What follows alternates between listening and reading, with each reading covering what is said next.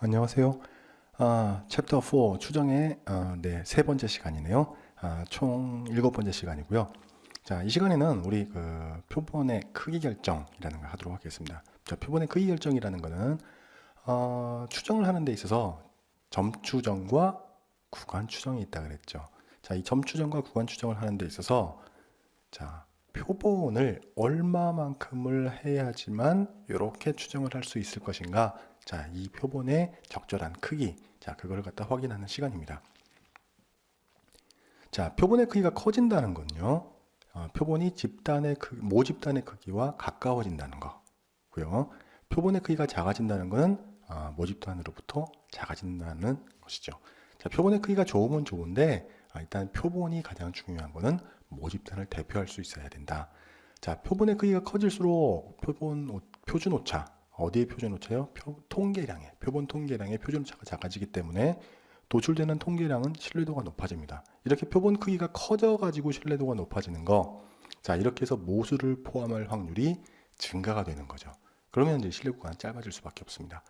자, 반대로 표본의 크기가 작아요. 작은 경우 모집단을 대표할 만한 대표성, 신뢰도가 저하되죠. 그렇기 때문에 모수를 포함하려면 범위가 넓어져야 됩니다. 그래야지만 이 모수를 포함할 확률이 커지겠죠.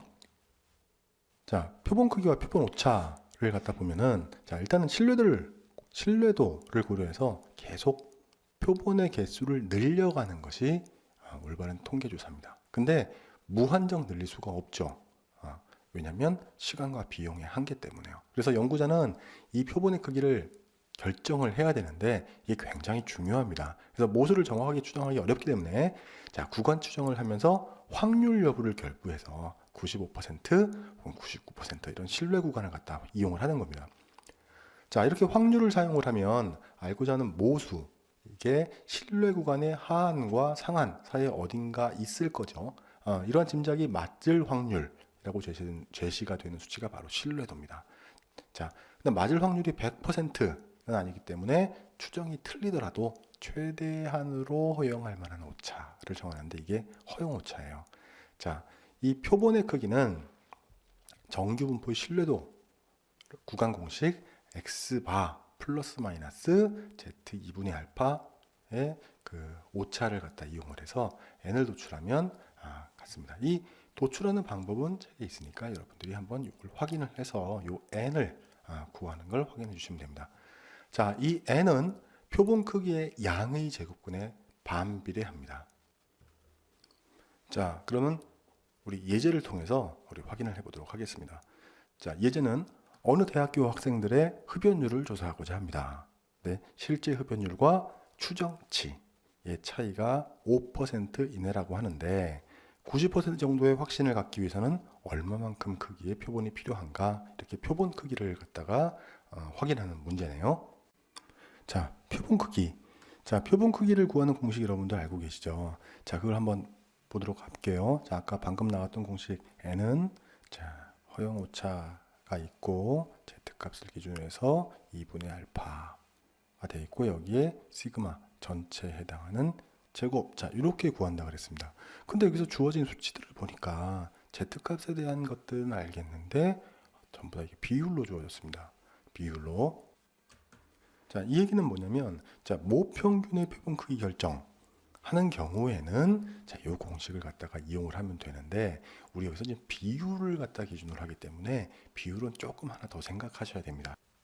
자, 허용오차를 기준으로 해서 보면 자, z값을 기준으로 해서 우리 비율에 해당하는 것들은 보면 2분의 알파를 기준으로 해서 비율은 플러스 마이너스 어떻게 했냐면은 p의 헷 마이너스 1 마이너스 p의 헷 이거를 갖다가 n으로 나눠서 자, 이거를 플러스 마이너스에서 우리가 허용오차를 만들어냈었죠. 자, 여기에서 요 n을 기준으로 다시 풀어내야 됩니다. 자, 여기서 식을 하나 다시 만드셔야 돼요. 우리 비율이 안 나와 있죠. 자, 안 나와 있기 때문에 우리 비율을 이 n을 통해서 유도를 해야 되는데 자, 아직 모르기 때문에 이 p 햇을 갖다 0.5로 우리가 대입을 시켜서 우리가 딱 요걸 기준으로 합니다. 자, 이 대입하는 이유는 자, 이걸 아직까지 모르기 때문에 그렇습니다. 그래서 보면 0.5 기준으로 0.5 이렇게 되죠.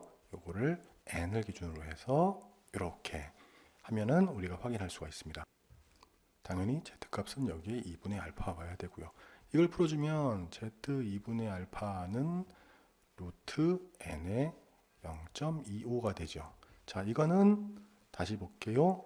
루트 n의 Z값은 2분의 알파하고 루트 n의 분의 0.5. 자, 이 식을 좀 더 간단하게 표현하기 위해서 분자와 분모를 2분의 1로 한번 나눠줘 볼게요. 그러면 어떻게 되냐면 0.5를 2분의 1로 나눠주니까 1이 되는 거죠. 1. 그러니까 바로 Z 2분의 알파가 될 거고요. 여기는 2로 나눠줘야 되니까 n. 자, 이렇게 표현하면 될 겁니다. 자, 이게 우리 허용 오차를 나타내는 거죠. 자, 여기서 우리 한번 다시 식을 한번 변형을 시켜 볼게요. 어떻게 하냐면 일단 d 이퀄 2 루트 n분의 z의 2분의 알파 이렇게 되어 있는 데서 우리 여기서 양쪽에 루트 n을 한번 곱해 볼게요. 그럼 이렇게 하면은 이건 어떻게 되냐면 d 곱하기 루트 n 이거는 2분의 z의 알파. 자, 이렇게 표현이 가능하죠. 자, 이걸 다시 허용오차를 가져와 볼게요. 자, 루트 n은 자, 이 전체 분에서 d로 나눠주는 거잖아요. 그렇죠? 2분의 z 2분의 알파 요거를 갖다 d로 나눠주는 거. 그렇게 하면 어떻게 되냐면 요 식은 n은 자, 일단은 요거만 일단 볼게요.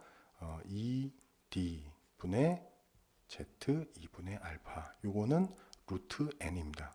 그럼 양쪽을 갖다 제곱을 해서 보면 이렇게 하면 n은 2d분의 z 2분의 알파. 자, 요거 전체의 제곱입니다. 그럼 요 2가 앞으로 나오게 되면 식을 갖다 풀어보면 식은 4분의 1을 해서 허용오차 기준으로 나오고 z의 2분의 알파. 자, 이렇게 풀어지는데 요 식에다가 우리가 대입을 하시면 됩니다.